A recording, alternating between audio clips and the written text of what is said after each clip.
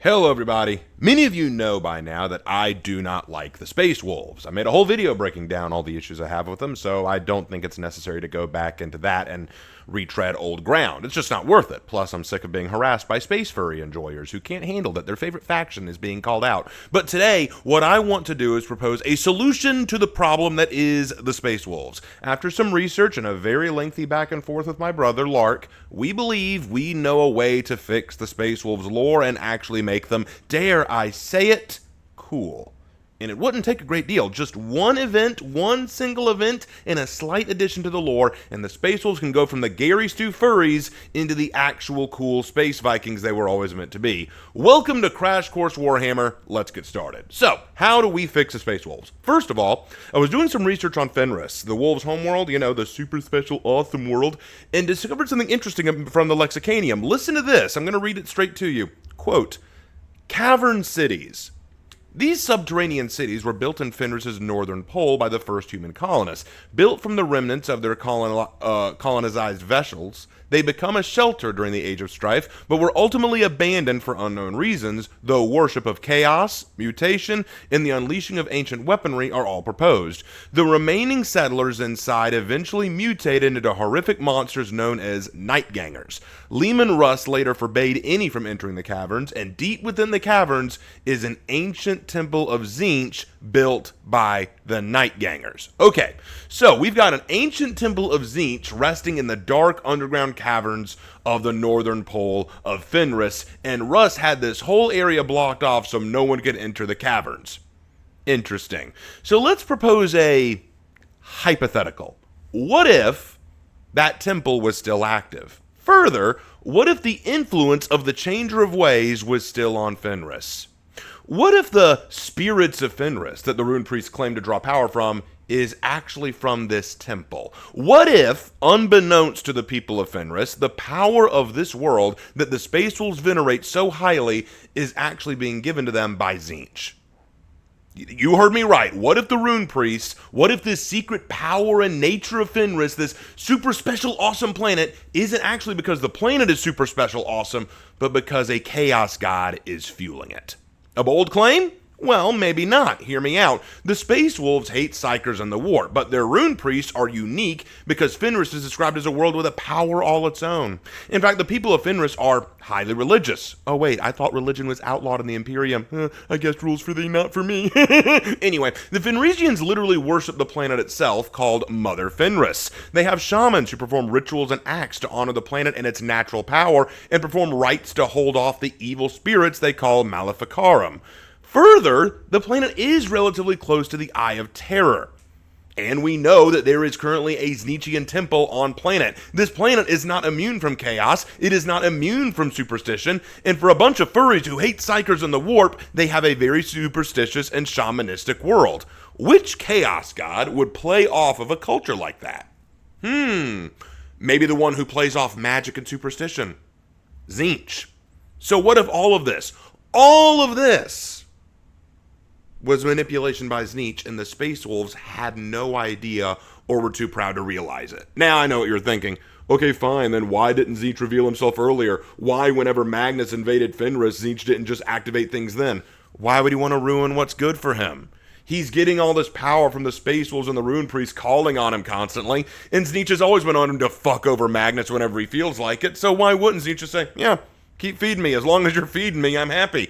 But what if that changed? What if that changed? So let's say Leman Russ himself finally returns. Leman Russ returns from the Eye of Terror, and now he knows the truth. His time wandering around in the Warp has taught him a thing or two about chaos, and so he knows what's going on Fenris. So he immediately orders the planet to be evacuated. He knows what's in the heart of Fenris, and he knows it's dangerous to his people, so he tries to get everyone to flee. Tzeentch sees this and decides, all right, the jig is up, time to reveal my intentions, and he launches an invasion from the catacombs. Like swarms of ants, demons, and mutants pour out of the cavern cities upon Fenris. So the rune priests, of course, rushed out to stop them with their powers, only for them to either nullify the powers completely or that the powers backfire on them.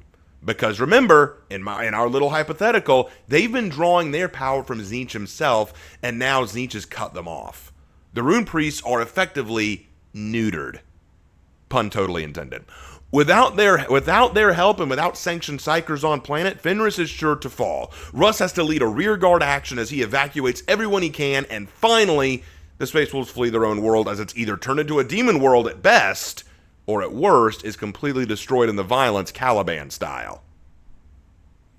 With this huge loss of their planet and of their pride, there comes shame, guilt, and humility. The wolves suddenly realize that their hubris and pride had blinded them to great corruption amongst their number. All their mocking and belittling of other chapters with psychers or mutants, all this time, in reality, they'd been drawing power from chaos itself. That's gotta be humbling.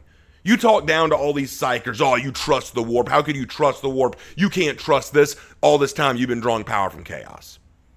Russ's return is marked with suspicion, as just as he returns, Fenris suddenly falls to chaos. Perhaps Gilliman and Lion themselves have to step up and vouch for their brother. Maybe Lion actually comes to meet Russ and the two embrace after all these years apart, and Lion recognizes the character change in Russ. Russ is no longer a savage, hot-headed wild dog, but a wise old wolf who's learned a great deal more, is a lot more wise about himself, and has been a little traumatized by what he's seen in the warp, and traumatized by the loss of his planet. And maybe he and Lion kind of understand each other, saying, yeah, we both lost our planets. We both lost our planets to secret corruption we had no idea about. You know, make them a little bit more interesting. Maybe the Space Wolves now have to travel the galaxy in search of new homes, new lands to settle, new places to recruit wolves. Maybe they actually have to accept the opportunity to make more Primaris successor chapters. Maybe Russ takes the axe of Mordecai carried by Logan Grimnar and snaps it over his knee and says, stop using warp-tainted shit. In fact, you could even argue maybe the Space Wolves now have to debate, do we actually add a librarian now? Do we even want to? Sure, our rune priests were shit. It turns out they were actually taking power from chaos. Maybe we should actually have a librarius now, but some may argue, no, this is even more reason not to have librarians, because look at what warp sorcery did to us. So there could be a whole argument now, and Lehman Russ may have to wrestle with the idea of, do I build a librarius now, or do we not? Do we just abandon warp stuff altogether? Well, we can't really do that. We're up against chaos and demons, and we kind of need warp psychers to deal with this. Maybe they actually have to think this over. Maybe he has to seek out counsel from Lion or Gilliman and say, hey, do you think you guys could give me some advice on this? Where Russ actually has to say, I need advice, you know? Something Russ doesn't always do.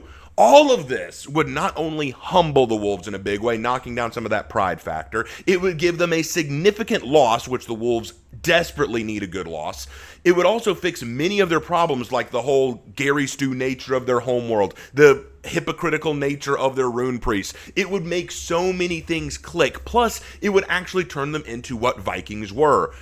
Wandering warriors who went from place to place, seeking new places to call home, new places to settle, new places to recruit, while all the while realizing that the thing that they'd worshipped, the thing that they'd venerated for so long was actually a lie, and there's actually a greater truth out there they need to be exposed to.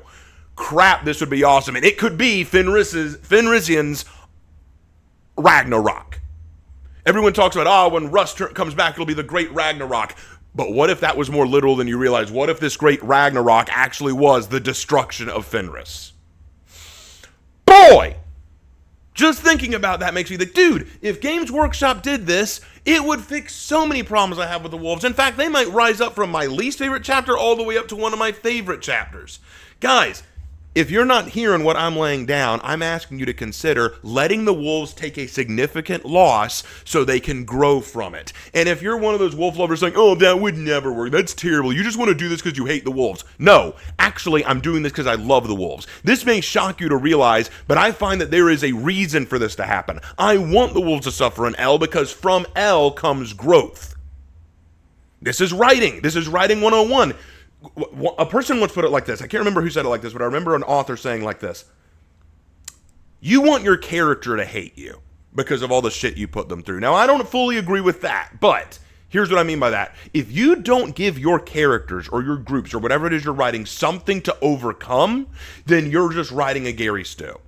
You're writing a Mary Sue, whichever gender it is. Think about it. When you look at the Dark Angels, they've had to overcome the destruction of Caliban, the shame of the fallen, the loss of the lion. They're having to overcome a lot of stuff. When you look at the Blood Angels, they have to overcome their black rage, their red thirst, the loss of Sanguinius. They've had to overcome a lot of stuff. We have the Raven Guard, who've had to overcome a almost complete neutering and destruction of their chapter. They've had to deal with the loss of Corvus Corax. They've had to deal with a lot of stuff. Many of the chapters that exist have had to deal with great loss, great shame, or great difficulty. Who hasn't? The Wolves. The Wolves, the only loss they've had is Leman Russ effed off to the warp. What else have they really lost?